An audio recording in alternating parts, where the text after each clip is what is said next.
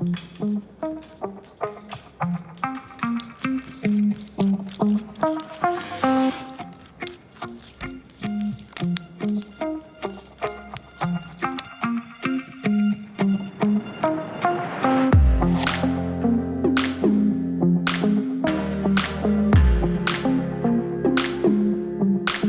what's up everyone? It's Asad from 52 Cards here, and in this video I'm going to be teaching you how to deal cards in kind of a fancy way. Now, many of you probably already deal cards something like this, and this is great if you're dealing to yourself. However, if you're playing a game of poker or something and you need to deal cards for people across the table from you, then you need to be able to deal cards at a distance and with accuracy. So there's actually a term for this. It's called sailing cards. And it's just a really good card skill to have.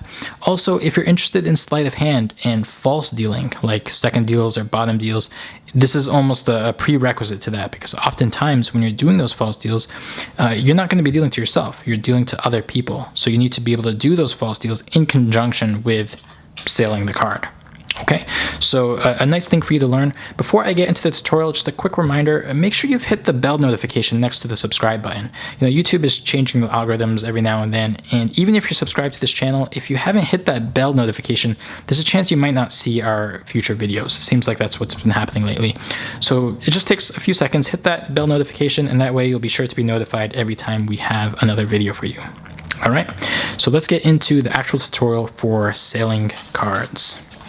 Let me do a few deals for you in super slow motion just so you can see the motion clearly, and then we'll come back and break it down a little bit more.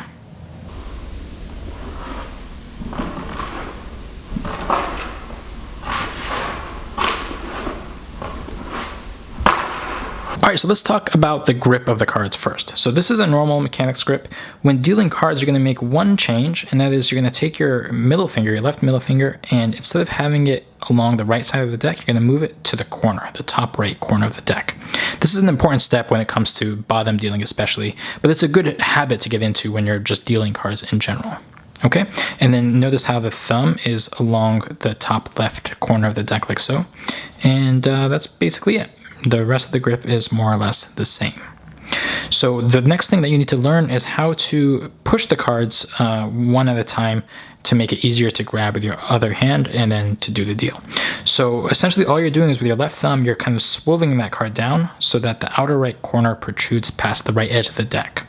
Okay, once you've done that, you're going to come over, you're going to grab it with your right hand, your thumb is on top, it's going to kind of peel that card away, and then you're going to use your first finger and your middle finger and place it underneath the card. And then the really key finger position is your ring finger. Most of this deal, the action happens with the ring finger.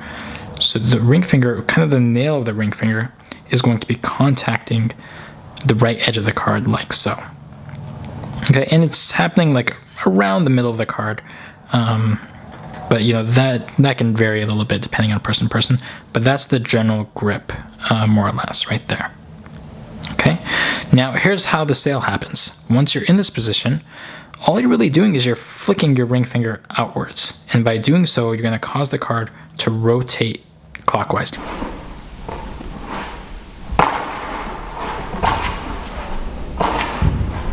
Now let me give you a few more tips to get a nice clean deal. The goal is to have a very consistent, reliable deal without any hesitation. Okay, so a few things to consider there. The first is you want to make sure that when you're pushing over the card, only the top card is moving. Okay, if you're not careful, then as you push over, maybe more than one card gets pushed over, and that will make the deal a little bit more challenging. So to do that, it's important to consider the positions of the ring finger and the pinky. They're along the right edge of the deck, and they're hanging onto the whole deck except for the top card. Okay, so they're not extending past the deck at all. It's literally impossible for me to push over anything but the top card because of the way that they're positioned. And as you continue to deal through the cards, you're gradually lowering the positions of those fingers so that they continue to hang on to everything except for the top card. So that's just kind of an acquired touch that you'll develop over time. To be able to do this deal well and smoothly, it really comes down to a bunch of repetitions. There's not all that much technique involved, but you are going to have to do, you know, a couple thousand deals or whatever in order to get it where it's pretty much automatic. You don't have to think about it anymore. So that's one thing to consider is, you know, you want to make sure you're only pushing over the top card. The next thing is that you want to make sure that the cards stay parallel to the surface. The last thing you want is for a card to flip over in the process of the deal. So again, that's going to come to just practice and repetitions. But as you peel the card off and before you do the flick, you want to make sure that the card is already parallel to the surface. If it's not and you do the flick, then the chances of it actually flipping over are much higher. And then it's just going to come down to muscle memory. You're going to learn how to do that flick in such a way to maintain that card as being parallel to the surface. All right. And the other thing you'll want to consider is the distance of the deal and also the direction. Okay, and that, once again, it comes all down to the ring finger. So for distance, it just depends on how hard you flick, and this is going to take experimentation on your part again to determine how hard you need to flick in order to get a certain amount of distance. You can do a super soft flick, and the cards will just deal right in front of you, or a really hard flick, and it's going to shoot out really fast and really far. Right. For the direction, again, that's going to be something you're going to have to play around with. But a piece of advice here, if you're trying to deal to the left of you, like if you're playing a game of poker, you need to deal in kind of a semicircle, right? If you want to deal to the left of you, as you flick, you're going to stop that flick a little bit sooner than you normally would. You kind of stop it abruptly, and that's going to cause the card to go to the left, right? Like this. If you want to deal straight ahead of you, then you kind of just do a normal flick. Oh, bad example. You're going to do a normal flick like this. And if you want to deal to the right of you, you're going to kind of overextend and do like an elongated flick almost. And then I can also turn my hand palm up in the process, and that causes the card to go to the right.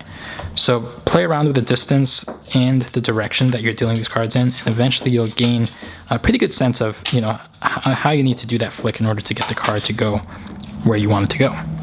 So those are the pieces of advice that I have for you regarding this deal. Just spend some time practicing it. It's a fun move. It's a useful technique to have if you're a card player or if you're a magician who wants to do false dealing in the future. But yeah, have fun with that. If you have any questions, as usual, leave them in the comment section down below. If you enjoy this video, please do give it a thumbs up, subscribe to the channel, and I will see you in the next video. Peace.